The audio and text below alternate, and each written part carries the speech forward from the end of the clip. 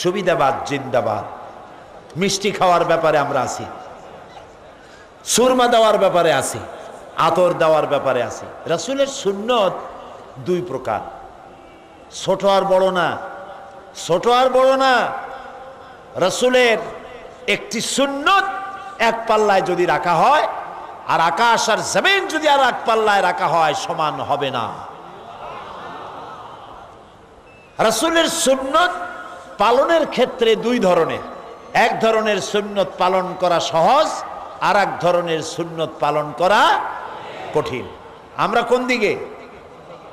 তারা কোরআন থেকে নামাজ মানে, কোরআনের রোজা মানে, কোরআনের হজ মানে, কোরআনের যাকাত মানে, কিন্তু বিচার ফয়সালা কোরআন থেকে মানতে রাজি না। কোর্ট কাছারি আদালতে কোরআনের আইন মানতে রাজি না।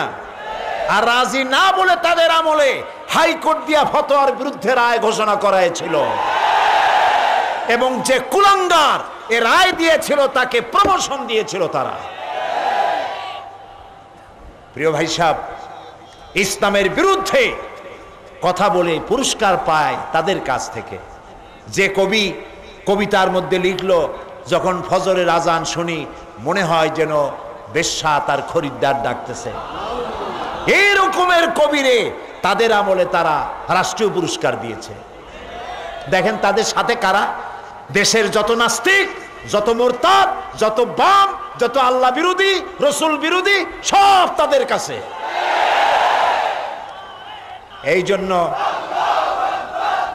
এই জন্যে মুসলমানদেরকে ধর্মনিরপেক্ষ মতবাদের কাছে যাওয়া যাবে না, এটা মারাত্মক। তারা কোরআন হাদিসের, কোরআন থেকে নামাজ রোজা মানবে, কিন্তু কোন ক্রমে বিচার ব্যবস্থা, আইন ব্যবস্থা, নির্বাচন, ভোট, রাজনীতি, এগুলি তারা মনে করে ধর্ম আর রাজনীতি আলাদা।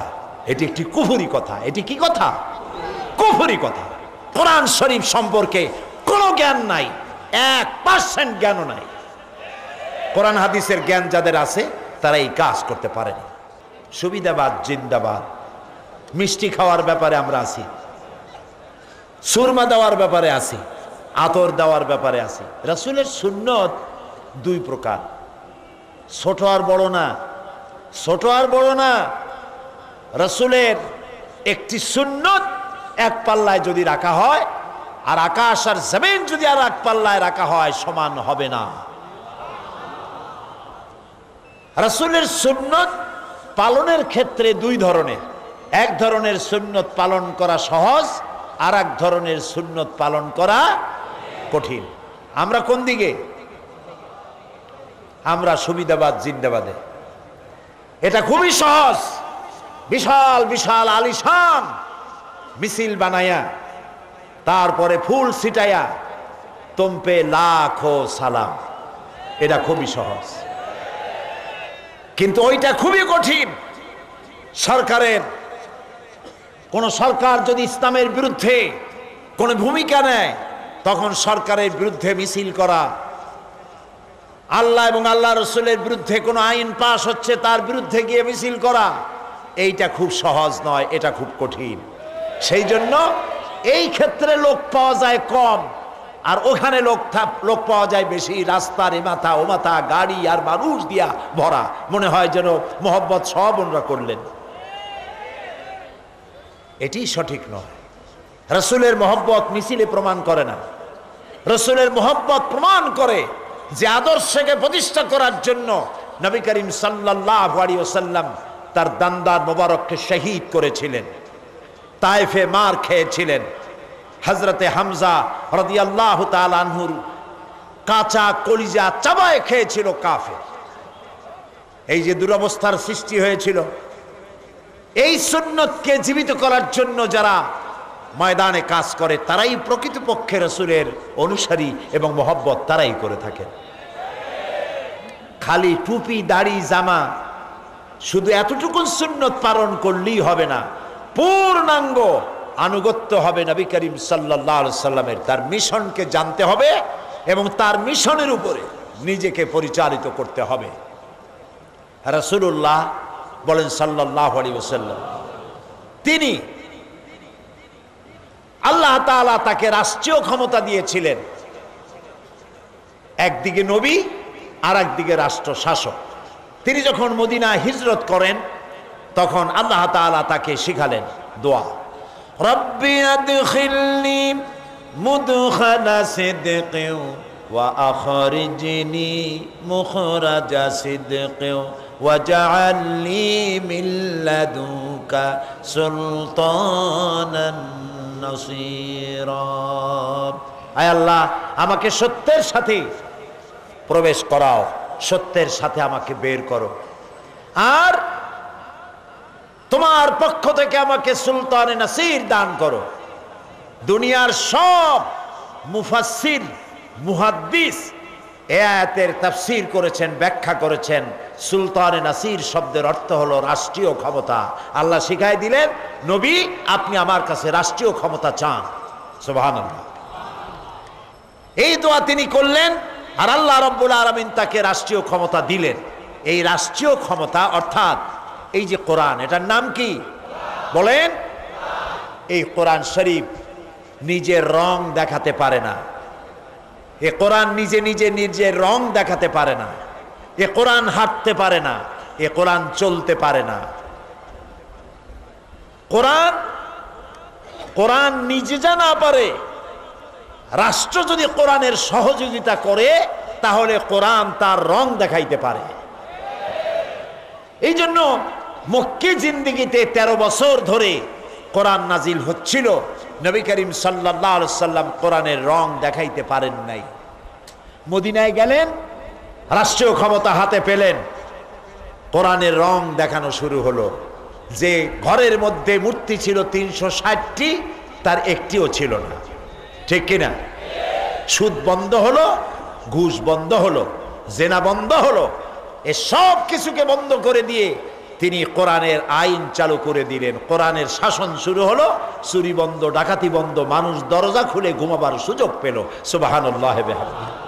নবীর প্রতি বিশ্বাসের অর্থ এটা নয় রবিউল আউয়াল মাস আসলেই আমরা আসি, ইয়া নবী সালাম আলাইকা, ইয়া রাসূল সালাম আলাইকা, তারপর গরম গরম রসগোল্লা ভাবখানাই, হে রাসূল আপনাকে আর কত মহব্বত করব। দেখেন, আপনার ভালোবাসায় আমার শহরের সব মিষ্টি আমরা খাইয়ে ফেলেছি। রবিউল আউয়াল মাস চলে গেল, রাসূলের কথা আর মনে থাকলো না। এটা ঠিক কিনা বলেন? আমাদের আচরণটা এটাই প্রমাণ করে কিনা? এটাই প্রমাণ করছে। নবী করিম সাল্লাল্লাহু আলাইহি ওয়াসাল্লামকে ভালোবাসার অর্থই হলো তাকে অনুসরণ করা, অনুকরণ করা, তিনি যা যা করেছেন সেটা করা। এইখানে সব থেকে বড় সর্বনাশ করেছে ধর্মনিরপেক্ষ মতবাদের আদর্শ দিয়ে। গতকালও আমি এই কথাটি আপনাদের সামনে কিছুটা আরজ করেছিলাম। প্রিয় ভাই সব, আমি আবারও বলি, এবং আমার এই কথার মধ্যে কোনো স্বার্থপরতা নাই, আল্লাহর জন্য বলি, আল্লাহ রসুলের জন্য বলি। ধর্মনিরপেক্ষ মতবাদে যারা বিশ্বাসী, আল্লাহর হস্তে এই দল আপনারা পরিত্যাগ করুন। কারণ হলো পৃথিবীর একজন নবীও ধর্মের ব্যাপারে নিরপেক্ষ ছিলেন না। পার্লামেন্টে একজন মুরব্বী রাজনীতিক, কোন দলের তা বলবো না, দাঁড়িয়ে আছে মুখে, বর্ষিয়ান। তাকে আমি এই কথা নিয়ে আলোচনা করতেছিলাম যে আপনারা যদি এই জিনিসটা ছাড়িয়ে দিতেন তাহলে ভালো কাজ করতেন, ধর্মনিরপেক্ষ মতবাদটা যদি ছাড়তেন। তিনি আবার বললেন যে বলেন কি, ধর্মনিরপেক্ষ মতবাদ ছাড়বো কেন? আল্লাহ নিজেই তো ধর্মনিরপেক্ষ। নাউজুবিল্লাহ। চিন্তা করলাম দাড়িগুলা পাকছে কিন্তু কোরআন সম্পর্কে 1 পয়সারও জ্ঞান নাই। হায় রে পোড়া কপাল। আমি শুনাইলাম, আপনি বলতেছেন আল্লাহ নিজে ধর্মনিরপেক্ষ। আল্লাহর চাইতে ধর্মের পক্ষে কি আছে? আল্লাহ নিজে বলেছেন, ইন্নাদ-দীনা ইনদাল্লাহিল ইসলাম, আমার কাছে গ্রহণযোগ্য একটাই জীবন ব্যবস্থা, যার নাম, চিল্লায় বলো,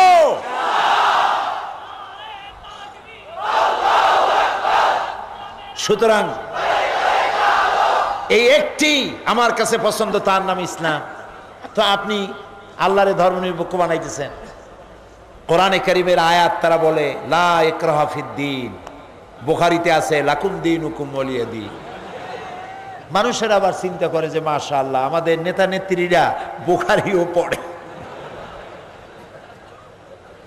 নাউজুবিল্লাহ, নাউজুবিল্লাহ। আমি আপনাদেরকে বিনীতভাবে অনুরোধ করি, বিশ্বাস করুন কোরআন আমার সামনে। ধর্ম নিরপেক্ষ মতবাদ দুনিয়ার সব আলেমদের দৃষ্টিতে একটি সুস্পষ্ট কুফরি মতবাদ। আফাতুমিনুনা বিবাদিল কিতাব ওয়া তাকফুরুনা বিবাদ। আল্লাহ তাআলা কোরআনে কারিমে বলেছেন, কোরআনের কিছু কথাকে তোমরা মানবা আর কিছুকে করবে অস্বীকার। এটা যদি করো, যারাই এমন কাজ করবে তাদের এই ছাড়া আর কি শাস্তি হবে যে তাদেরকে আমি পৃথিবীতে লাঞ্ছনার জীবন দেব আর কিয়ামতে কঠিন শাস্তি আমি তাদেরকে দেব। সূরা বাকারার মধ্যে আল্লাহ বলেছেন। কে বলেছেন? এখন ধর্মনিরপেক্ষবাদীরা কি করে দেখেন, তারা কোরআনের কিছু বিশ্বাস করে আর অনেকটা বিশ্বাস করে না। কিরকম দৃষ্টান্ত? তারা কোরআন থেকে নামাজ মানে, কোরআনের রোজা মানে, কোরআনের হজ মানে, কোরআনের যাকাত মানে, কিন্তু বিচার ফয়সালা কোরআন থেকে মানতে রাজি না। কোর্ট কাছারি আদালতে কোরআনের আইন মানতে রাজি না। আর রাজি না বলে তাদের আমলে হাইকোর্ট দিয়া ফতোয়ার বিরুদ্ধে রায় ঘোষণা করা হয়েছিল এবং যে কুলাঙ্গার এ রায় দিয়েছিল তাকে প্রমোশন দিয়েছিল তারা। প্রিয় ভাই সাহেব, ইসলামের বিরুদ্ধে কথা বলে পুরস্কার পায় তাদের কাছ থেকে। যে কবি কবিতার মধ্যে লিখলো, যখন ফজরের আজান শুনি মনে হয় যেন বেশ্যা তার খরিদ্দার ডাকতেছে, এই রকমের কবিরে তাদের আমলে তারা রাষ্ট্রীয় পুরস্কার দিয়েছে। দেখেন তাদের সাথে কারা? দেশের যত নাস্তিক, যত মুরতাদ, যত বাম, যত আল্লাহ বিরোধী, রসুল বিরোধী, সব তাদের কাছে। এই জন্যে মুসলমানদেরকে ধর্মনিরপেক্ষ মতবাদের কাছে যাওয়া যাবে না, এটা মারাত্মক। তারা কোরআন হাদিসের, কোরআন থেকে নামাজ রোজা মানবে, কিন্তু কোন ক্রমে বিচার ব্যবস্থা, আইন ব্যবস্থা, নির্বাচন, ভোট, রাজনীতি, এগুলি তারা মনে করে ধর্ম আর রাজনীতি আলাদা। এটি একটি কুফরি কথা। এটি কি কথা? কুফরি কথা।